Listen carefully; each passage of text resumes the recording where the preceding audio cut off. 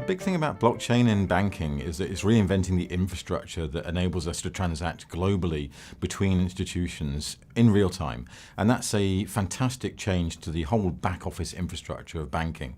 It's going to revolutionize not just banking though, it's going to revolutionize governments, it's going to revolutionize the identity of people, it's going to revolutionize the whole way in which we think about how we record transactions. And that's going to be something that we're going to see for the next decade, changing everything. Well, a good example of how it's going to change everything is that I'm here in New York for a meeting with the United Nations on digital identities.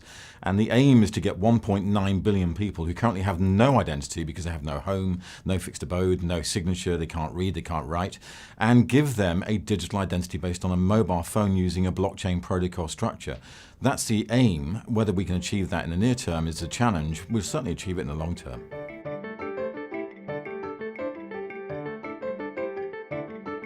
For the incumbent institutions in banking and finance, there's a real challenge right now to digitalize all of their operations. I wrote a book a couple of years ago called Digital Bank, which is all about how to convert from physical to digital. And actually, the urgency of doing that is becoming more and more obvious every day as we see the open sourcing of financial services using apps, APIs, analytics, blockchain, mobile, all the technologies that are currently enabling FinTech companies to open source everything. And if a bank doesn't step up to that challenge, then they will disappear. But an awful lot of banks are actually saying, you know what, we can actually get to grips with this, we can incorporate this into our operations.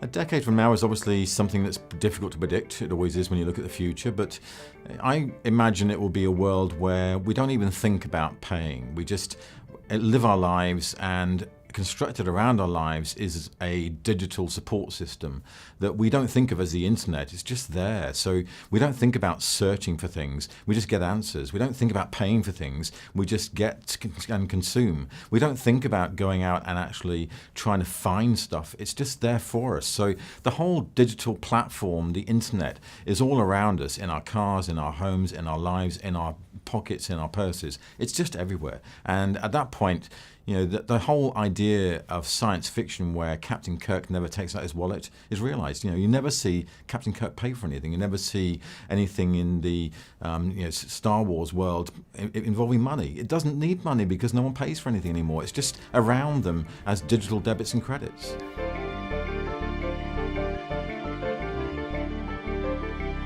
There's two really big challenges for the average person when we look at FinTech and the future. One is understanding the technology itself. So when we talk about blockchain, for example, it's incredibly complicated. It's really for rocket scientists right now. And it's actually, when you look at what it's doing, it's really simple. It's just a shared database on the internet. But the way in which people talk about it, the way in which it's constructed, you have to read volumes of books and spend a lot of time talking to people to really get to understand that innately in your nature as something that's really something you can talk about yourself without having to be challenged with thinking about what it means. And that's really why I think a lot of banks have a problem, because their leadership teams have no idea about technology. They don't immerse themselves in these areas. They haven't got the language, they haven't got the depth. They delegate this to people that they think can deal with it. And the problem that leads to is that if they delegate it, the people dealing with it are not actually leading the bank. And converting a bank to be a digital bank is actually a leadership challenge. That's what half of the new book's all about. It's all about leadership. And 94% of banks' chief executive council leadership teams have no technology background. That's according to an Accenture study just at the end of last year. They have no professional technology expertise. That's a disaster waiting to happen. You've got to have technologists at the leadership team of the bank. If you don't, you're going to fail.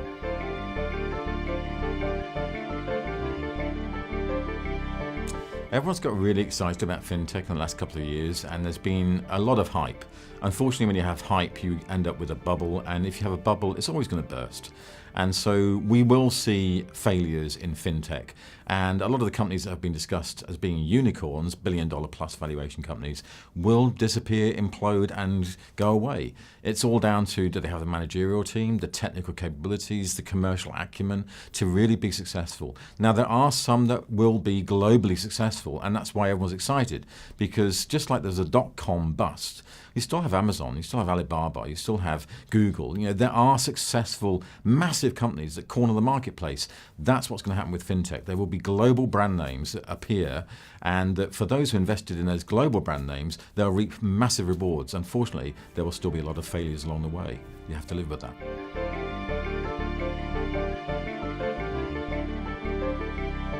The biggest thing right now that is actually hugely going to change our planet is that technologies are including everybody in transacting and transmitting money and value.